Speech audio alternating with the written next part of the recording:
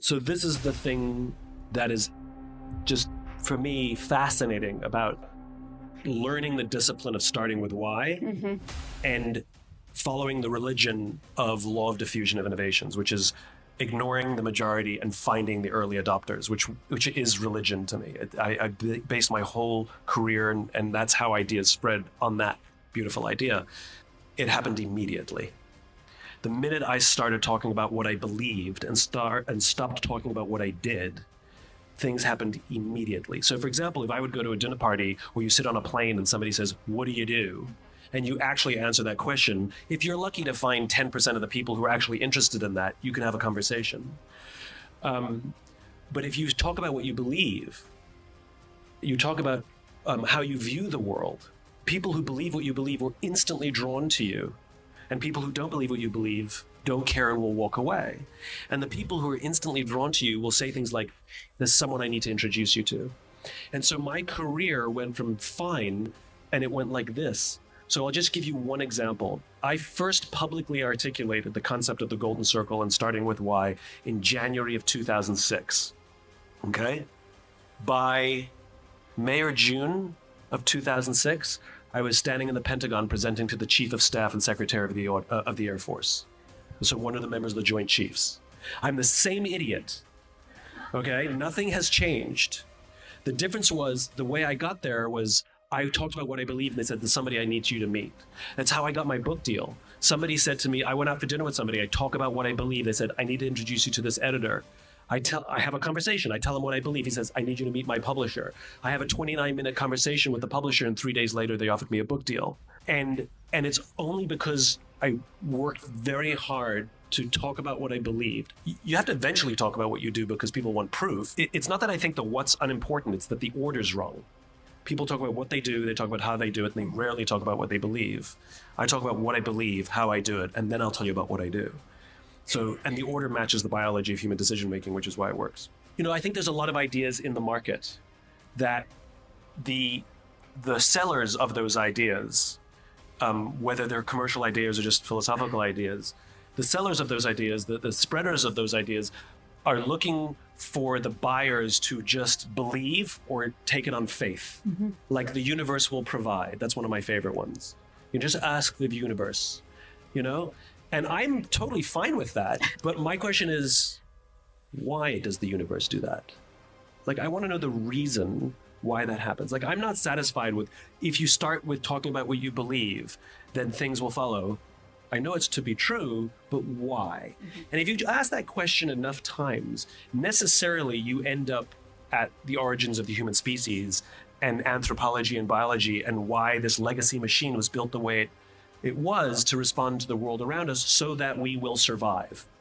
And so necessarily when you start asking the questions about those things that we're asked to take on faith, you end up at biology and anthropology, and it sort of all starts to make sense. It also helps you understand why things don't work, or when our systems get short-circuited. We're a very old machine living in a very modern world. We're not built for this. What's interesting about the story of humanity and the concept of Leaders Eat Last, first of all, the title, Leaders Eat Last, comes from a conversation I had with a Marine. I said, "What makes Marines better than all the others?" And he said, "Officers eat last." And it's a concept shared across the military. It just happened to be with a Marine. That's where that title comes from. And the opening story in Leaders Eat Last is a war story. I like to joke that they're in the military, they give medals to people who are willing to sacrifice themselves so that others may gain. And in business, we give bonuses to people who are willing to sacrifice others so that we may gain. But the true origin story for Leaders Eat Last, which is not in the book, came from and I don't talk about it that often. I have talked about it, but I don't talk about it that often, which is I had the opportunity to go to Afghanistan with the Air Force. I had been doing a lot of work with the mobility forces. The air mobility forces are the branch of the Air Force that are responsible for all of the big planes that don't drop bombs or shoot bullets. So no fighter jets, no bombers, but the tankers, the cargo planes, Air Force One, all of that stuff belongs to Air Mobility Command. And the general who was in charge, he said, "You've got to know us really well, but it would mean a lot to me if you would be willing to go to Iraq or Afghanistan to see our men and women perform their duty. I would like you to see what they do. Would you be willing to go?" And I said yes. And they chose Afghanistan. And I didn't tell my family and very few friends for the simple reasons I didn't want them to worry. I told my parents that I was going away with the Air Force for a few days. True. I told them I was going to Germany. True. I told them I'd be on a lot of planes, so I'd probably be out of touch for a while. True. I just didn't tell them I was going from Germany to Afghanistan. And it became very real when I was at Dover Air Force Base, which is where we left from. And the first thing we got was a tour of the mortuary where all the fallen soldiers came through Dover. And then we went and I got fitted for my Kevlar vest and helmet. And they asked me, do you want the extra ceramic plate? Yes. We flew to Germany on a C-5. Amazing experience. Big, huge cargo plane with like whole helicopters in the back. And then we flew to Bagram on a KC-135 tanker. And the Air Force was stretched so thin that they were using tankers to bring inbound stuff. These planes aren't designed to land in war zones. They have no defensive capabilities. They have no flares. They have nothing. And everything was fine. We landed in Bagram, and the side door of the plane was open, but we were still on the plane. We hadn't gotten off. And we'd been on the ground maybe 10 minutes. This is 10 o'clock at night. It's the middle of the night. They do that for safety because we have no defensive measures. We were on the ground for maybe 10 minutes, and the base came under rocket attack. And 3 rockets hit 100 yards off our nose, and you could hear them. And the air raid sirens blared, and through the speaker, they told everybody to go to their bunkers to cover. And we're on a plane, and there's nothing we could do. And nobody put on their helmets or their vests because our plane is filled with gas. That's not going to do anything. And everybody was weirdly relaxed. And for those who view, and I think there's a couple of you in the audience who've been in a war zone, you have all the feelings you're supposed to have, but you don't have them at the right times. So I was relaxed.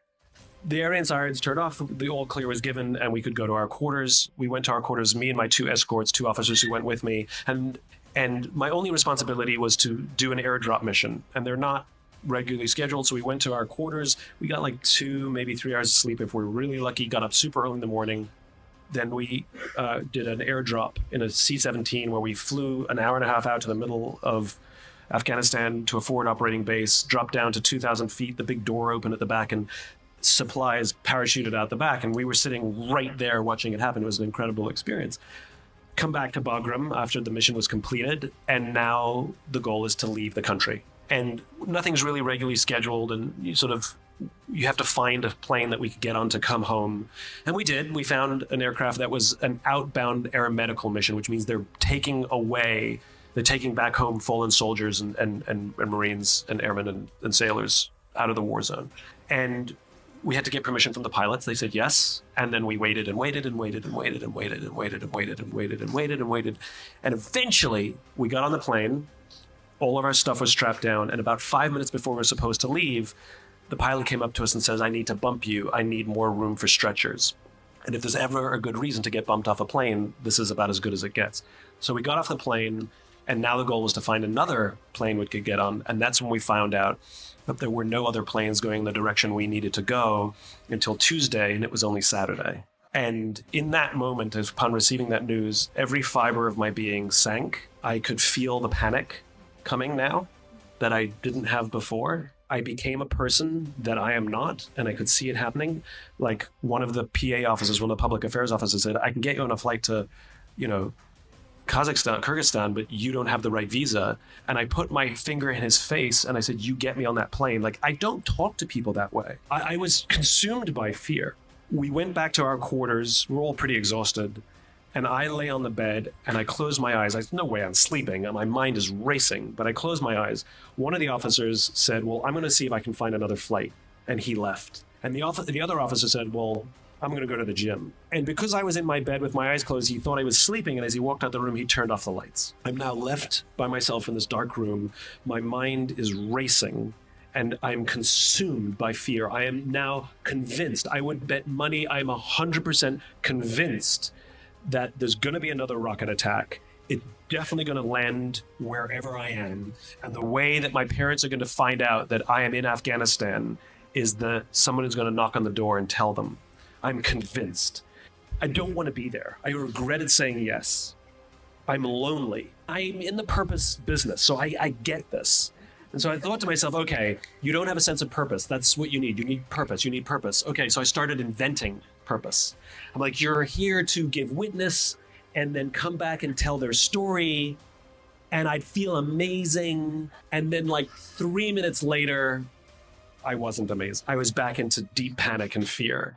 And I would do this a couple of times. I would come up with some nonsense. And I think we do this ourselves. We come up with some rationalized nonsense that sort of lasts a little bit. And everything was exaggerated and compressed for me, you know? And I couldn't come up with anything else. And so I lay in that bed and I gave up. I resigned myself to being powerless and stuck. Surrender. I just gave up. I surrendered. And in that moment of surrender, this intense calm came over me. I'd even go so far as to say excitement, where having now surrendered and given myself up to the situation, I decided that I wanted to serve, that I would volunteer, that I would give talks if they wanted around the base for troop morale.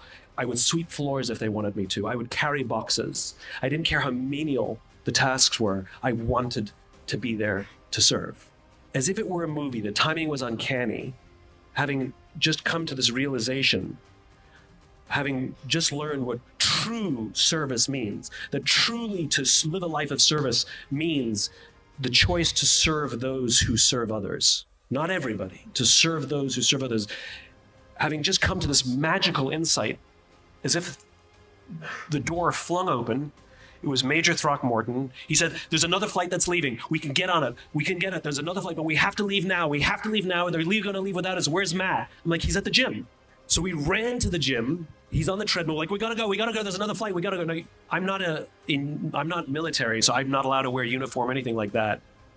And I'm wearing khakis and a gold shirt, which is like contractor wear, and a pair of boots. And I'm scruffy and I'm little, so I kind of look like special forces. So when all the other troops see me run into the gym, go up to one guy and go, we gotta go. They're all like, what's going on? That was my little thrill. We ran back to our quarters. We grabbed our stuff. He didn't have time to shower. He threw his uniform back on. We grabbed our packs and ran out to the flight line to catch our plane. As soon as we got to the flight line, we could see the C-17 that we were going to board. And just as we got there, a security cordon came down and they wouldn't let us onto the field. Because somewhere else on base, there was a fallen soldier ceremony happening. And what happens is, out of respect, everything on base stops. And so we sat on the curb and we waited. And while we were sitting on the curb, I told the guys what I had just gone through in the bed. And I wept. I wept as I told them the story. And one of the things people don't realize about the military is crying is just fine. Just fine. There's a lot of crying, and it's just fine. They hold space. We finally, the security cordon came back up, and we went and boarded our aircraft. And what I haven't told you is the reason that this was an unscheduled aircraft, and the reason it showed up is we would be carrying the soldier for whom they just had the ceremony. We got on the plane. We're the only 3 passengers on that plane, and the Army brought upon the aircraft a single flag-draped casket and laid it in the middle of the cargo bay. And all of the airmen stood at attention. I didn't know what to do, and I put my hand on my heart. I kind of felt like an idiot. And so I just stood at attention with them in this perfect line.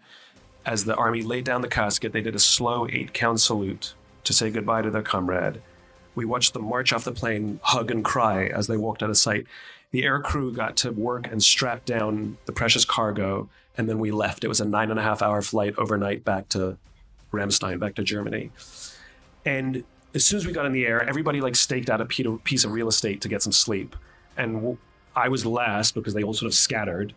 And so I was left sleeping next to the casket. On every other flight I was on, we joked, we talked, we had a blast. On every other flight, on this flight, barely a word was spoken. On every other flight, I hung out in the cockpit, talked to the pilots. On this flight, I never visited the cockpit once. And I will tell you, it was the greatest honor of my life, having just learned what true service means, getting to bring home someone who understands service more than I ever will. We get to Ramstein, and our final flight home, an air medical evacuation where we're bringing the wounded back to America from Germany. Some of them ambulatory, some of them not. And it's more relaxed on this flight. But in the back of the aircraft, there's a single gurney There's nurses tending to a whole bunch of troops, and there's like 4 doctors tending to 1 Marine who's in what they call CCAT, which is an artificial coma. And I sort of stayed away out of discomfort from the back of the plane. And I sort of like, at some point, like, I should really go. So I went back and talked to the docs, and they were telling me his wounds. His buddy had stepped on an IED and was killed, and he took the shrapnel. He had shrapnel in the chest. He lost an eye. Shrapnel in the skull, and they were telling me how some of the trauma care that was being developed in Afghanistan and Iraq was slowly making its way to civilian hospitals back home. So even when they're wounded, they're giving back to us. And the head doc, the guy in charge, was a reservist from Austin who works in an ER. I asked him a question. Had I not gone through what I went through, I asked him a question I would never have asked him. I said, you're a good guy. You work in an ER, you save lives for a living. Are these missions different than your job back home? And he looked at me and said, there is no comparison. He said, 90 to 95% of the people who come through the ER are either drunks or idiots. He says, there's not a single drunk or idiot here. He says, the honor I get on these missions doesn't equate to an entire career. So we made it back to Andrews Air Force Base. We were the last plane to land right before a huge storm came in, which was amazing that they let us land. And we got off Andrews, and there was the biggest rainbow I've ever seen in my life over the base. I'll tell you one final piece to this. The deal I made with the general was that I would go do my thing, and then he wanted me to come back to headquarters and report out what I had seen and share any insights that I may have gleaned. And so about 2 weeks later, I went back to headquarters and did just that. And I stood in an auditorium smaller than this, and all of the brass was there. All the generals, a bunch of colonels, like all of the brass were there. And I told them what I went through in the airdrop and some things that I was really impressed by and some little tweaks that I could see. And I was going over in my head, do I want to tell the story of coming home with this casket? And I sort of like was debating, and I finally decided to tell the story. And the emotions were raw. I mean, it had just happened, and the emotions were raw. And I started telling the story, and I couldn't. I welled up, and I couldn't get the words out. And something magical happened. And you realize the difference between private sector and these magical human beings. And it's happened, if I'm on a stage and I well up and I get stuck, somebody in private sector will say, it's okay, don't worry, right? As if to push you aside. When I got stuck and welled up on that stage, 2 words were spoken by the 4-star who was sitting at the back of the room. He said, go on, as if to say, go on, you're safe, or go on, we're with you. And that's amazing. He didn't say stop. In a time of pain, in a time of fear, in a time of overwhelm, he did not say stop. He said, go on. And this is why I wrote that book. Because you realize the power of community, the power of friendship, the power of a strong culture that is built on love. And I don't use that term lightly. If you ask folks in the military, I've talked to the hardest of hardcore warriors, and I say, what is it that makes you good at what you do? And they say love. They say love. They love each other. We call each other colleagues and coworkers. They call each other brother and sister, and that relationship is real. And from that day on, when my friends struggle, I say, go on. And that's why that book exists.